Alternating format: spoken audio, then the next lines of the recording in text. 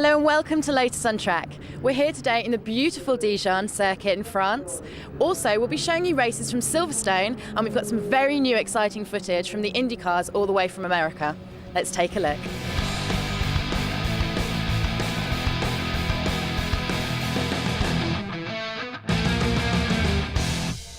Winding its way through the beautiful Burgundy countryside is the legendary Circuit Dijon-Premois, home to that infamous 1979 Formula One dice between René Arnoux and Gilles Villeneuve. Well, this weekend is home to a huge field from the Lotus Cup Europe, including the largest ever grid from the Lotus 211s, 19 of them in all on the entry list. There, posing with one of the two beautiful Evoras that we have got on the grid this weekend, are the fantastic grid girls. That's the car of Thierry Verheist. And after the session, Amy caught up with our front runners. John, you're second on the grid today. You're in between the 211s. How do you think you're going to beat them? Well, I'm surprised to be there, and for sure I will try to beat them, but I think Remy is very fast, so I'll do my best and we will see. Remy, you're new to the series this year and you're in pole position. Are you glad that you joined? Yes, I'm enjoying. It's a good thing to make the pole position for the first time I drive the car. It's a good car. We have a good team with the Boursier competition, and I hope it should be good for the next race, for today, for tomorrow, and for the next race. This is the first round of the Lotus Cup Europe 2011. In pole position, we have Remy Proshevich, and in second position, we have John Rass. Will he be able to beat him to the line? Let's find out. We certainly will, Amy. Huge field of cars, as ever, for the Lotus Cup Europe as the countdown gets underway to the first race. It's a rolling start in Lotus Cup Europe, so we're in car with Olivier Severini as they set off behind the pace car. They'll complete the lap, and then the safety car will pull in and we'll go racing. So here's the grid with Remy Prochevin on pole position, John Rass alongside him on the front row of the grid. Christophe Desandre lines up third with Philippe Verteret in fourth. Olivier Cunat well up in fifth place with Gregory Rass a great sixth place in his debut in the Evora. So the field stringing round behind the pace car around this beautiful undulating Dijon-Premois circuit.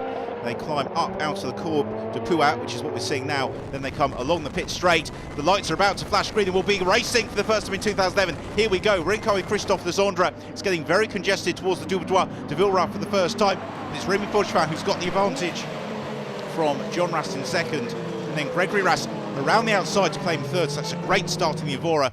Everybody cleanly through as they head towards the Parabolique for the first time, but it's Remy Prochevin who's got the advantage from the Rasses, John from Gregory, and then it's Philippe Verteret there in fourth position. Production battle is just being headed by Nigel Ayres, who we saw flashing through the screen as we go through Parabolique. Again, a very challenging course. The road rises so steeply. The drivers really have to get on the power nice and early, then come back over the crest and then breaking into the double gauche de la Bretagne, which is what we're watching now.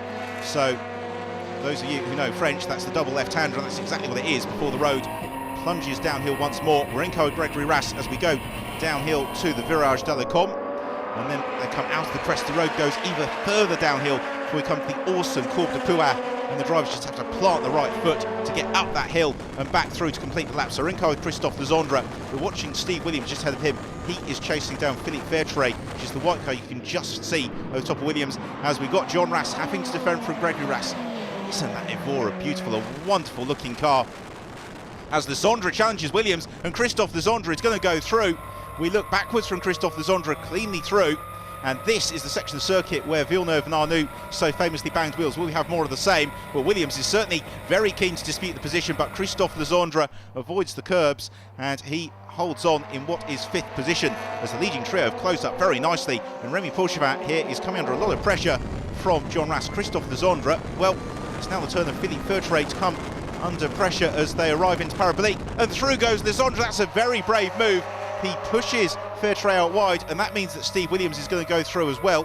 We look backwards from Christophe Desandre.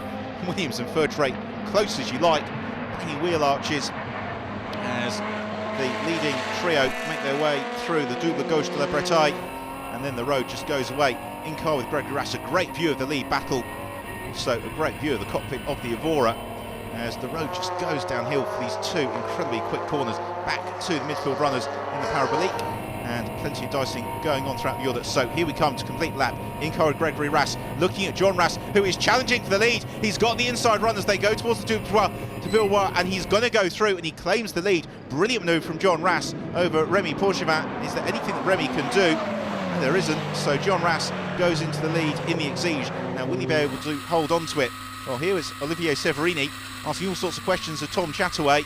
Now, Tom Chataway is a feisty competitor. Will he gives Olivier enough room? Just, that is one Lotus 211th whip, and that's all, but Severini has done enough, so he goes through and moves himself up the order. That is for 8th position. Rob Fenn making the move on Gregor Zechka, and Rob finding a line around the outside as we then look at the battle for the lead of production. It's Nigel Ayres who's just got the advantage over Jose Vazlat, two of them running very closely.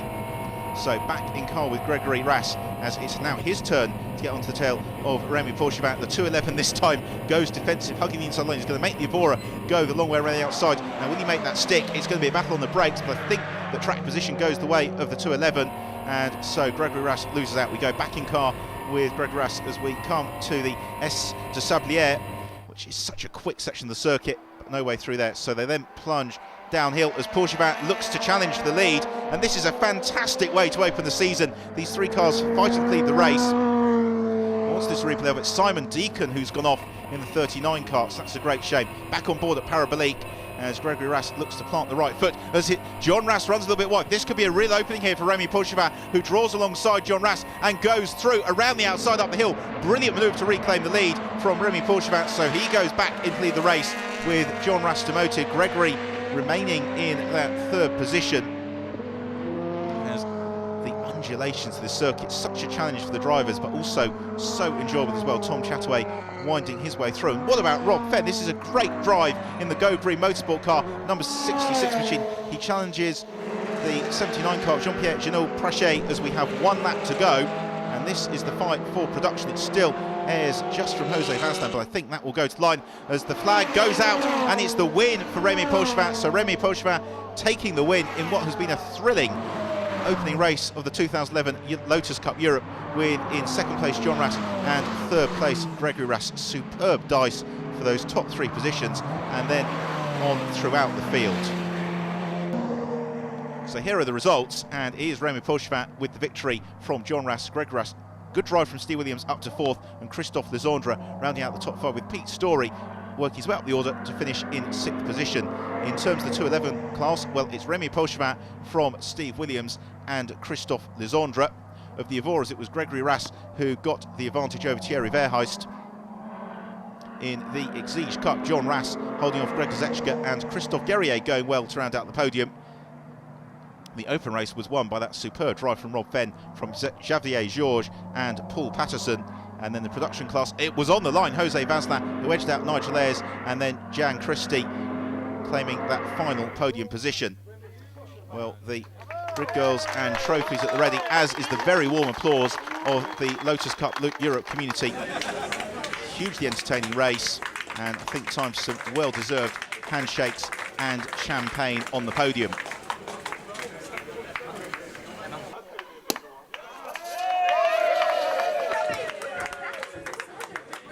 Hi Joseph, you are the official lubricants partner for the Lotus Cup Europe this year for the 2nd year. What does this mean? As you know, Motul has a long-term involvement in motorsport, so we are not only a sponsor of the championship of the Lotus Cup Europe, we are also a technical partner, so we come to the event, we discuss with drivers, engineers and mechanics to make sure they're using the right product and also to get the best performances of their cars. Will you be at every meeting this season? Yes, we'll be present at every meeting, and we'll try to help drivers as much as we can. Back here at Silverstone, one of the things they're doing is power testing. Let's go over to Richard Short and find out exactly how that's done.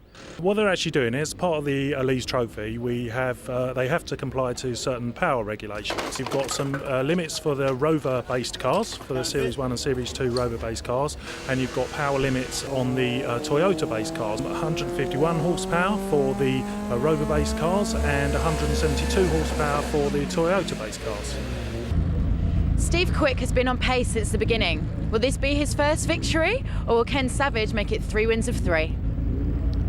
Well, it's going to be a very close race, whatever happens, with Steve Quick claiming the pole position, Ken Savage alongside him, Luigi Mazza in third and Stuart Rowland fourth. Those are the drivers who were very much ahead of the field at Snetterton at the start of the season. Emma Selway in sixth could be the real wild card. The ex-Formula Palm Rowdy racer always goes well here at Silverstone. We get a green flag at the rear of the field as the revs begin to rise. Waiting for the off. Away we go. Brilliant start from Steve Quick from pole position. Quick launches into the lead as the enormous pack makes its way towards Copse for the first time. It's going to be very close into Copse for the first time. Quick to the outside. It's Ken Savage to the inside and Mazza in the third yellow cars with the black stripes. Also in the mix, and Stuart Rowland, that's the black machine you can see challenging as well. Everybody cleanly through Copse, which is what we want to see as they head on towards Beckett's for the first time. And it's Savage who's got the advantage from Stuart Rowland and Luigi Valentino Mazza. So Steve Quick, having led into Copse, has been bullied all the way down to fourth position by the time they arrive at Beckett's. So they go through the Beckett's complex, accelerate then onto Chapel Curve. This is where they just plant the right feet as they sprint down the Hanger Straight, and this is the section on the circuit where we'll see the slipstream really come to the fore. Let's see if it happens for Neil Livesey. He's chasing down Phil Stratton Lake as it looks very lively in front of him. It's one of the Team Intellect cars. It's Adam Busey or Chris Dunster who's really challenging in the midfield as we go back to the leaders on arrival into the Vale, and Savage goes very defensive from Stuart Rowland. Luigi Mazza gets a little bit sideways just at the edge of the shot as they then accelerate through Club. Mazza gathers it all up, but he's now got Steve Quick really pretty much glued to his bumper. Also Simon Deacon very much in the mix there in the 39 machine as the field cleanly through. Fantastic race underway here at Silverstone as Stuart Rowland chases down Ken Savage. We're going to break. Join us in a few moments for more Lotus on Track action.